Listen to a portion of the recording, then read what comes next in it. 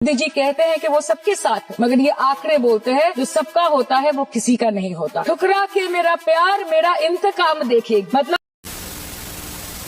ये बात प्रधानमंत्री नो और आप home minister, prime minister, no prime minister साहब बोलो तो दीजिए सर, कोई नहीं बताया। So guys welcome back.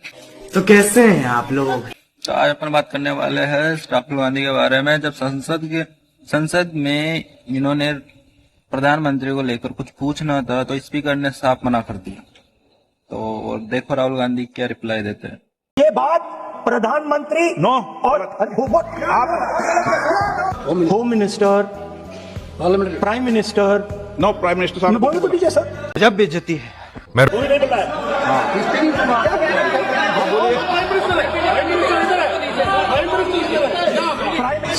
Sir आप एक काम करिए, आप मुझे बता दीजिए क्या कहना है मुझे।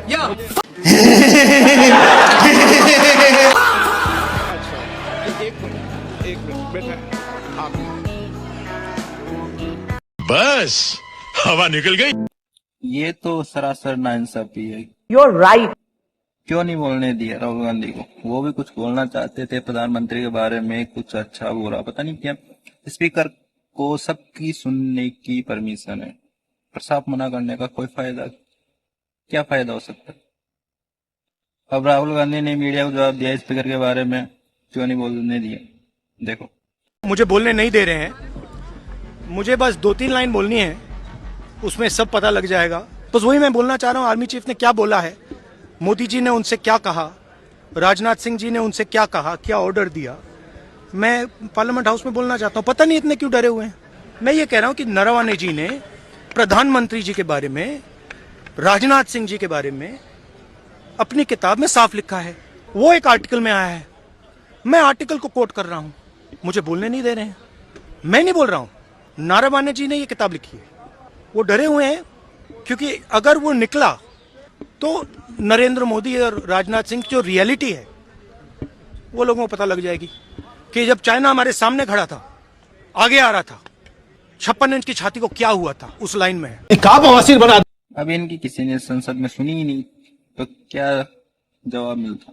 इसका कारण नरेंद्र मोदी है। अब इन मैडम की शायरी देखो, जिसने सारे मंत्रियों की बोलती बंद कर दी। मोदी जी कहते हैं कि वो सबके साथ है, मगर ये आंकड़े बोलते हैं जो सबका होता है वो किसी का नहीं होता। ठुकरा के मेरा प्यार मेरा इंतकाम देखे, मतलब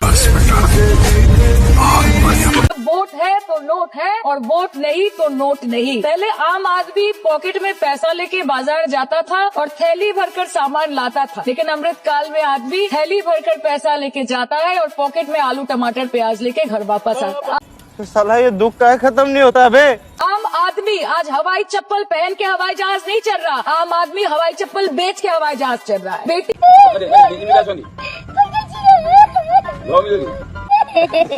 बचाओ बेटी पढ़ाओ तो 10 साल पहले मोदी जी ने लॉन्च किया था, लेकिन उसके 80% पैसे सिर्फ पब्लिसिटी और मार्केटिंग और एडवर्टाइजमेंट में खर्च कर दिए। आपके उत्तर प्रदेश, मध्य प्रदेश, राजस्थान में ना आप बेटी को पढ़ा पा रहे और ना आप बेटी को बचा पा रहे। इनकी बुलडोजर के चलते मैडम भारत के लोग सवाल पूछना भूल गए और भारत की जनता आजकल इतनी भूखी है कि खाने को धोखा भी खा लेती है। झड़ते तो झड़ते हैं, उठाता है कोई कोई, वादे तो सभी करते हैं, निभाता है कोई कोई।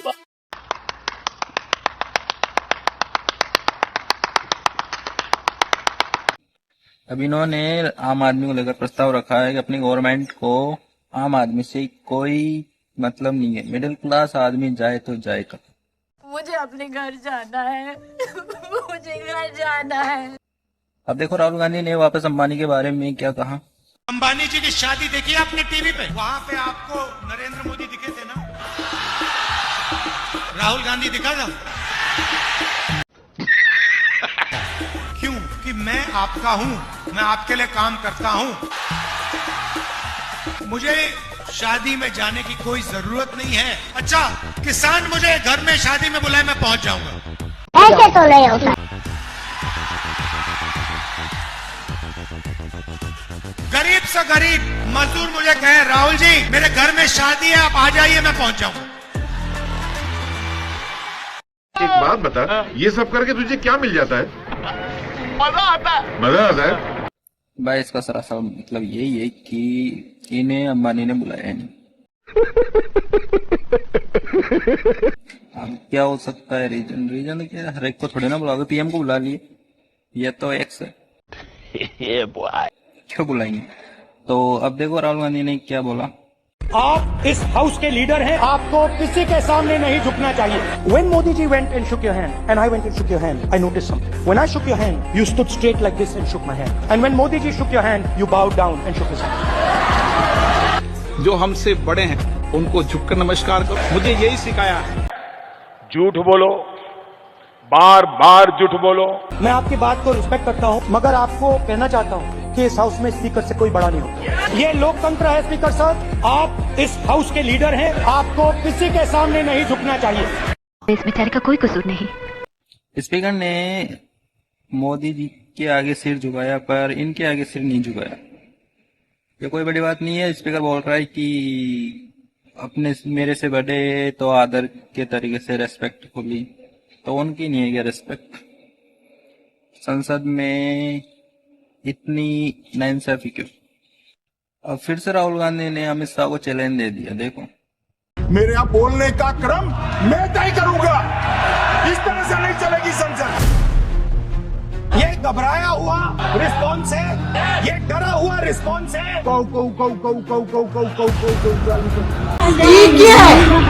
Amit Shah ji, I challenge you to have a debate on the 3 press conferences. ये क्या है? इनको कोई पढ़ाता नहीं है इतिहास। इनका जो भाषण तैयार करते हैं वो भी ठीक से नहीं करते, रिसर्च नहीं करते। ये सच्चा रिस्पॉन्स नहीं है। उनको मालूम था ये भागने वाले हैं,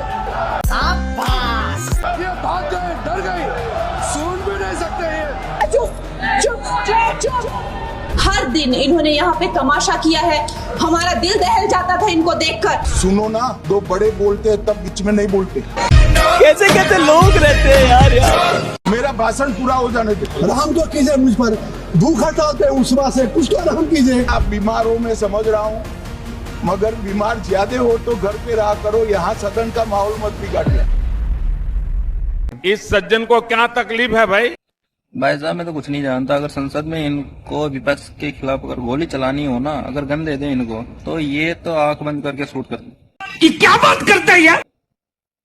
इतनी लड़ाई लड़ रहे हैं, पता नहीं क्या कर देंगे। संसद तो इनके घर का राज चल रहा है। चलो मिलते हैं नेक्स्ट वीडियो में, नेक्स्ट चैप्टर में, देखते कौन मिलता है।